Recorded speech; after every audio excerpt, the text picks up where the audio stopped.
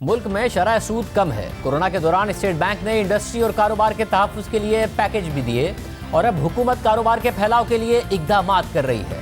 Construction package के बाद वज़ीर-ए-आज़म इमरान खान ने सनतों के लिए पैकेज का ऐलान कर दिया है, जिसके बाद हुकूमत को तवक्को है कि सनतों को बड़ा रिलीफ मिलेगा और तिजारती सरगर्मियां बढ़ेंगी, बरामदात में इजाफा होगा। जो अक्टूबर के जो नंबर आए हैं उसमें 2.1% बरामदात में इजाफा देखा गया है। एक दफ़ा फिर $2 अरब से ऊपर बरामदात रही। वज़ीर-ए-आज़म ने आज अपने मुआशी टीम के साथ मीडिया से बात करते हुए पैकेज का ऐलान किया और कहा कि 1 नवंबर 2020 से छोटी सनतों को इजाफी बिजली 50% कम रेट पर देंगे। इसके अलावा तमाम सनतों को अगले 3 साल तक 25% कम रेट पर बिजली फराहम की जाएगी, इजाफी बिजली फराहम की जाएगी और कोई पीक आवर्स भी नहीं होंगे, एक ही रेट पर बिजली फराहम की जाएगी।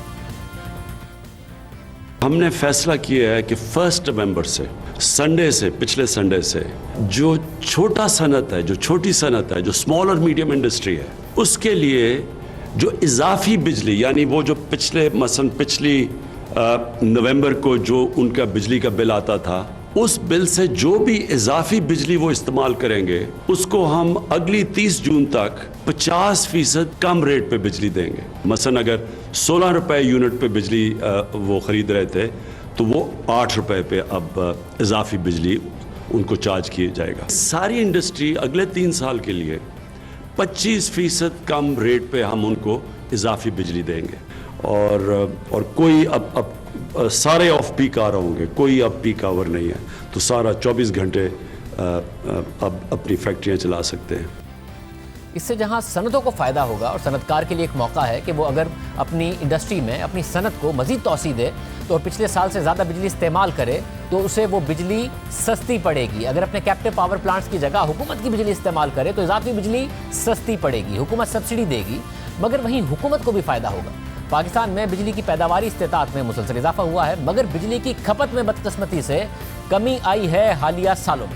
आरिफ हबीब लिमिटेड की रिपोर्ट के मुताबिक पाकिस्तान में बिजली की खपत में 2015 से 2018 तक औसतन 10% का इजाफा होता रहा, मगर गुज़िश्ता बरस ये इजाफा नहीं हुआ और रवा बरस के 9 माह में गुज़िश्ता बरस के मुकाबले में बिजली कम इस्तेमाल हुई, यानी खपत कम हुई। अब बिजली की पैदावारी इस्तेताअत बहुत बढ़ गई है, मगर बिजली पैदा करने वाले कारखानों को कैपेसिटी पेमेंट भी दी जा रही है।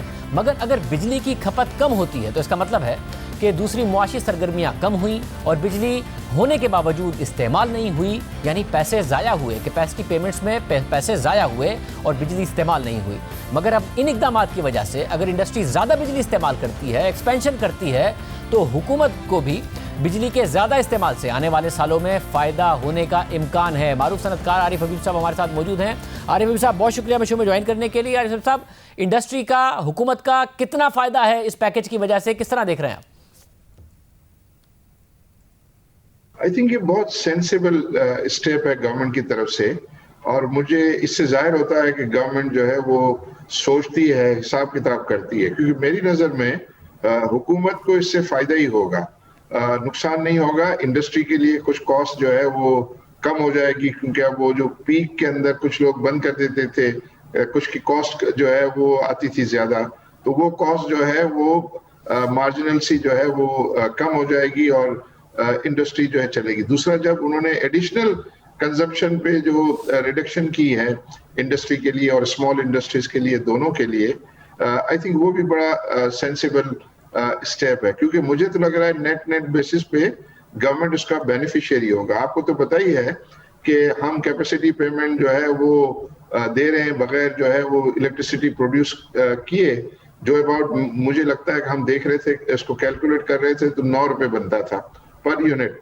और अब वो जो है 9 रुपए पे जो है वो ये बिजली फराहम करेंगे विद सब्सिडी, तो उससे जो है वो जो फ्यूल की कॉस्ट है शाहज़ेब, वो तकरीबन 6 रुपए पड़ती है यूनिट की, तो 6 रुपए की जो एडिशनल कॉस्ट करेंगे उसकी उनको 9 रुपए जो है वो मिलेंगे। तो आई थिंक एक अवेलेबिलिटी भी ज्यादा हो जाएगी, कॉस्ट जो है वो कंज्यूमर के लिए कुछ जो है वो कम हो जाएगी और उससे आई बिलीव के इकोनॉमिक एक्टिविटी में जो है वो बेहतरी आएगी और जो हम कहते हैं कि कॉस्ट ऑफ प्रोडक्शन में डेफिनेटली इसका कंट्रीब्यूशन होगा उसमें कुछ कमी लाने में।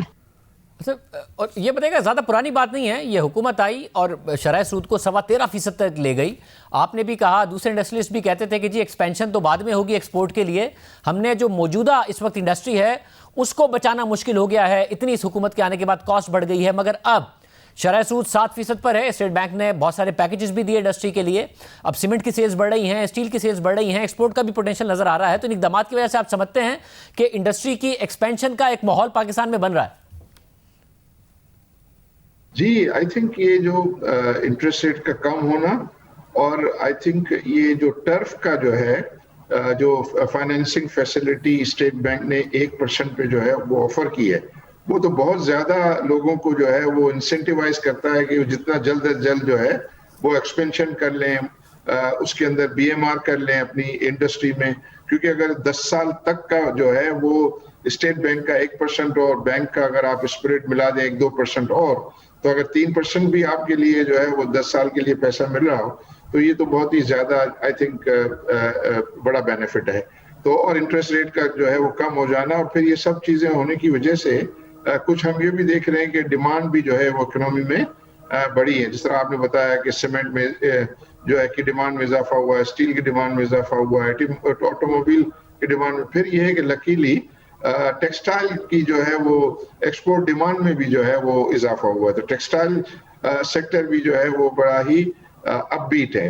तो ये चीजें इब्तिदा अच्छी है। ये आई थिंक ये इसकी आगे ये इसको सस्टेन करना चाहिए और मुसलसल मेहनत करनी चाहिए कि ये सारे के सारा माहौल जो है वो सस्टेन करे और फर्दर रियल इन्वेस्टमेंट जो है वो इकोनॉमी में मजीद हो, बाहर से भी पैसे आए, नॉन रेजिडेंट पाकिस्तानीज का इंटरेस्ट बढ़े।